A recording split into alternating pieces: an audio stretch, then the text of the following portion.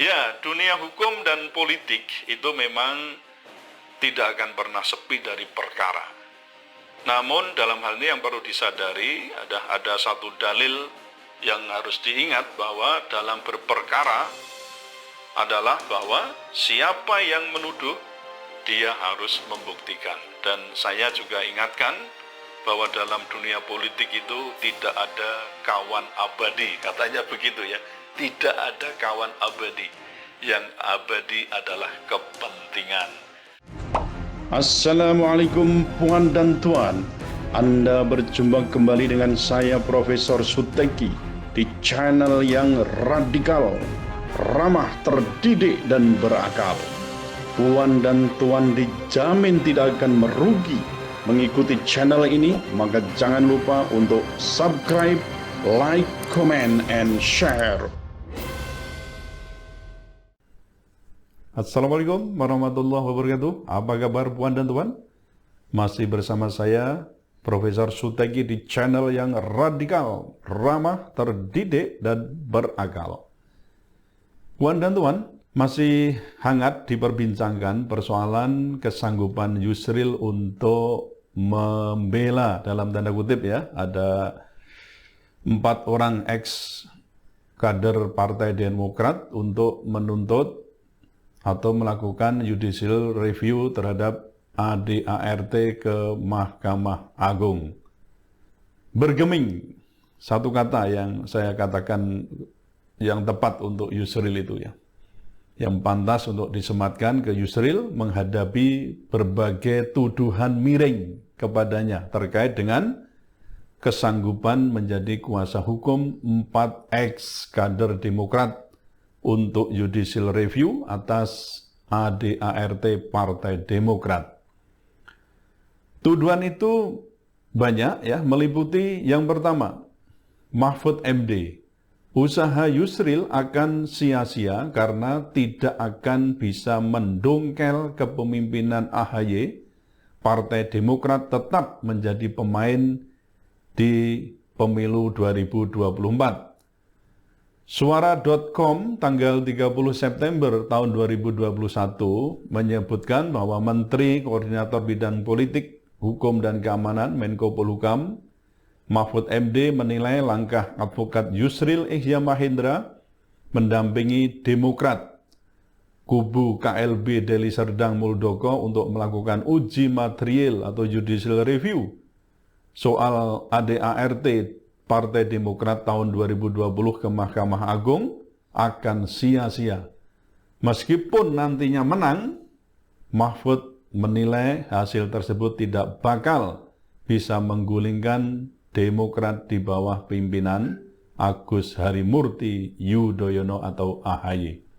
Dan memang saudara sekalian, kalau saya simak pemberitaan, pernyataan-pernyataan Yusril memang tidak dimaksudkan untuk menggulingkan Partai Demokrat, dan tapi lebih banyak ke persoalan bagaimana mengevaluasi atau menggugat persoalan ADART Partai Demokrat. Yang kedua, Zimli Asidiki, tidak etis Yusril sebagai Ketua Umum PBB menjadi advokat yang menggugat ADART partai lain. Liputan6.com 3 Oktober 2021 menyatakan bahwa mantan Ketua Mahkamah Konstitusi, yaitu beliau menjadi Ketua Mahkamah Konstitusi itu di periode 2003-2008, menyebutkan bahwa secara etika bernegara sulit diterima ada seorang advokat yang merangkap menjadi ketua sebuah partai. Kendati dalam undang-undang menurutnya hal itu tidak dilarang. Yang ketiga, Andi Arief.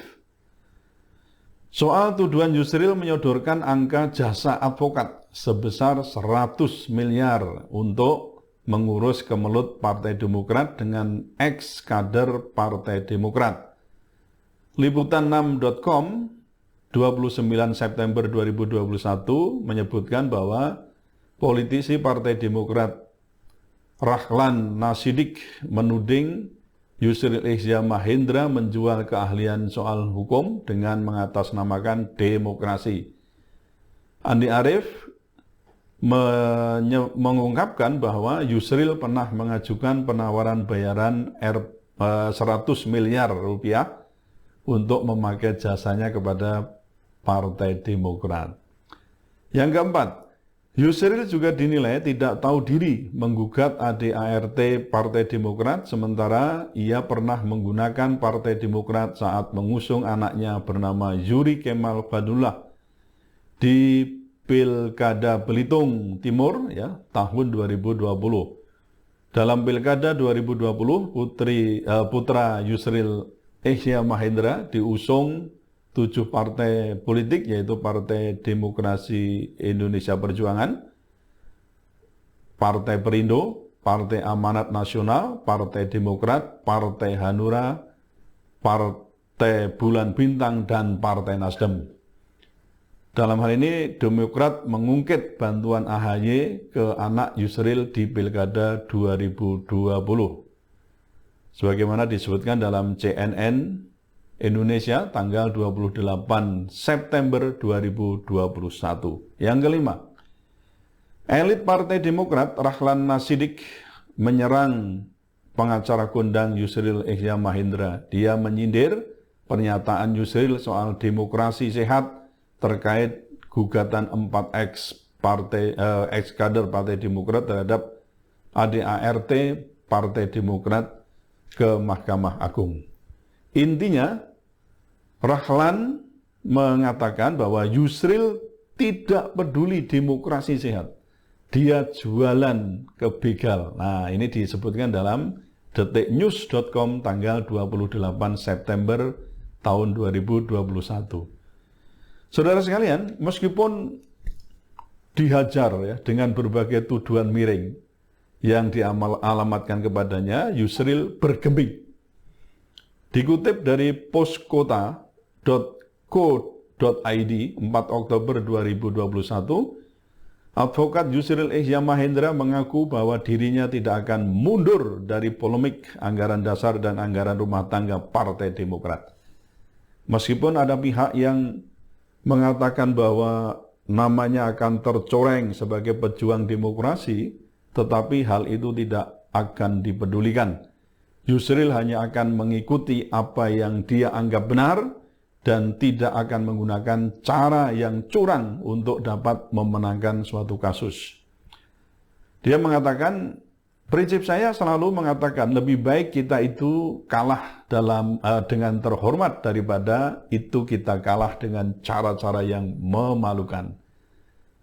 Ujar Yusril sebagaimana dikutip dari kanal YouTube Newsmaker Medcom pada Senin 4 Oktober 2021. Kemudian dia juga mengatakan, tetapi jika saya sudah memiliki suatu keyakinan, saya bela. Dulu pada waktu saya melawan Jaksa Agung, almarhum Assegaf, dia menilai, Bung Yusril, kamu jadi nih, datang dipanggil Jaksa Agung. Jadi, wah awas, nanti kamu ditangkap, sambungnya begitu. Saudara sekalian, Ketua Umum Partai Bulan Bintang mempunyai prinsip yang tegas, kalau ditantang maka dirinya akan lebih baik terbunuh dengan pedang terhunus daripada harus masuk ke kubangan. Prinsipnya dia mengatakan bahwa kalau dia ditantang orang, ya, dia lebih baik mati dengan pedang terhunus daripada dibuang ke comberan, ya. Pasti itu tantangan akan dihadapi, katanya begitu. Jadi saudara sekalian, soal polemik dengan Partai Demokrat kubu AHY, Yusril secara kesatria itu akan menghadapinya dengan segala kemampuan dan kapasitas yang dimiliki. Nah, tampaknya nanti akan menjadi sangat seru. Kalau kemarin saya juga membaca berita bahwa kubu AHY akan menggandeng Hamdan Zulfa yang juga pernah menjadi ketua Mahkamah Konstitusi. Namun dalam hal ini saudara sekalian, Yusril merasa tidak akan takut ya apabila permasalahannya tersebut akan dibawa ke meja hijau oleh pihak oposisi. Saudara sekalian, Yusril juga mengatakan bahwa kalau dibawa ke pengadilan, kita hadapi di pengadilan.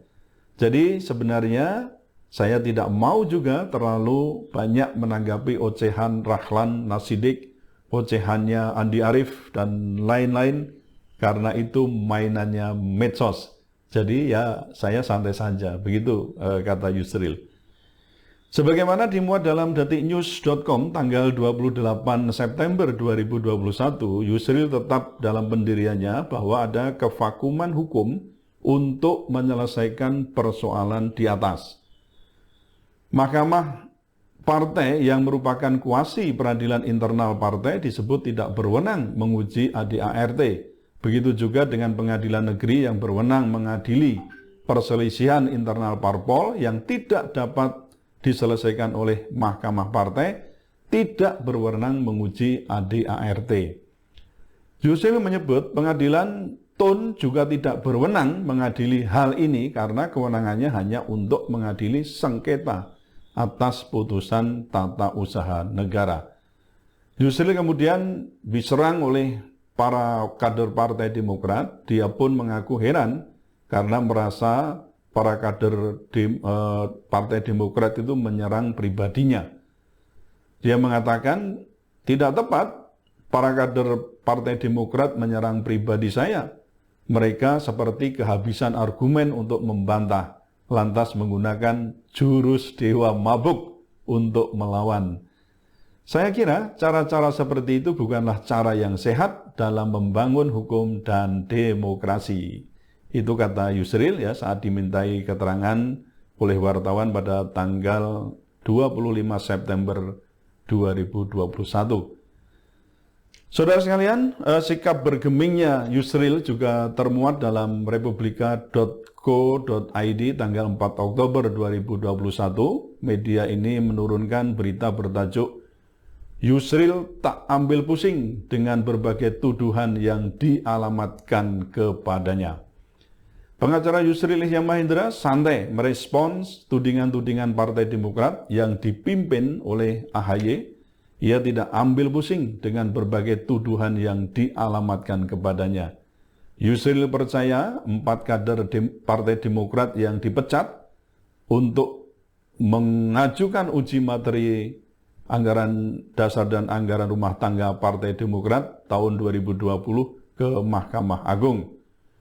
Kalau Partai Demokrat pusing dengan Muldoko terkait judicial review ini, biarkan saja. Yang mau pusing kan mereka. Saya sendiri gak ambil pusing. Itu kata Yusril kepada republika.co.id Senin 4 Oktober 2021. Yusril menyatakan tidak mewakili Muldoko dalam perkara ini. Ia menyebut kliennya ialah 4 orang yang dipecat oleh Partai Demokrat di bawah pimpinan AHY. Namun, ia enggan menyebut langsung nama ke-4 orang tersebut. Dia mengatakan bahwa urusan saya adalah urusan klien 4 orang mantan anggota Partai Demokrat yang dipecat dan minta bantuan saya untuk judicial review ADART Partai Demokrat ke Mahkamah Agung. Yusril menjelaskan bahwa sebagai advokat dirinya bisa mewakili siapa saja yang memberi kuasa. Ia juga menanggapi tudingan soal mengapa hanya ADART Partai Demokrat yang diperkarakan ke Mahkamah Agung. Ya, dia mengatakan begini, ada yang berkomentar, mengapa hanya ADART Partai Demokrat yang diuji? Jawabnya, karena hanya 4 orang anggota Partai Demokrat yang dipecat itu yang memberi kuasa kepadanya, ya kepada saya gitu ya, minta diuji ADART Partai Demokrat. Tentu saja, dalam hal ini ya dia mengatakan tentu saya tidak bisa mengajukan uji ke MA atas ADART partai lain karena tidak ada yang memberi kuasa. Demikian kata Yusril. Puan dan Tuan, makin seru bukan ya kalau saya ceritakan tadi. Ya, dunia hukum dan politik itu memang tidak akan pernah sepi dari perkara.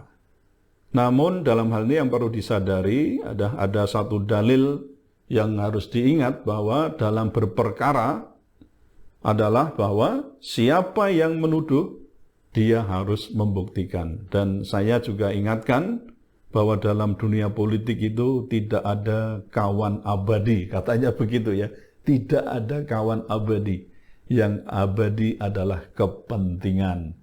Jadi saya kira juga banyak pihak itu tidak boleh terlalu baper gitu ya. Karena apa? Ya boleh jadi hari ini Yusril dimusuhi Partai Demokrat, tapi di masa yang akan datang bisa juga Yusril akan bersekutu dengan Partai Demokrat dalam kepentingan tertentu. Lalu, perlukah kita adu otot hingga membuat pikiran waras kita jadi ambiar? Ya, tapi bagaimanapun juga saya tetap berharap Yusril tetap bisa berperan menjadi progresif advokat yang saya sebut beberapa kali di video-video saya sebelumnya, yang dalam hal ini mau maju tak gentar membela yang benar, bukan maju tak gentar membela yang bayar. Tetaplah radikal, saudara, ramah, terdidik, dan berakal. Wassalamualaikum warahmatullahi wabarakatuh.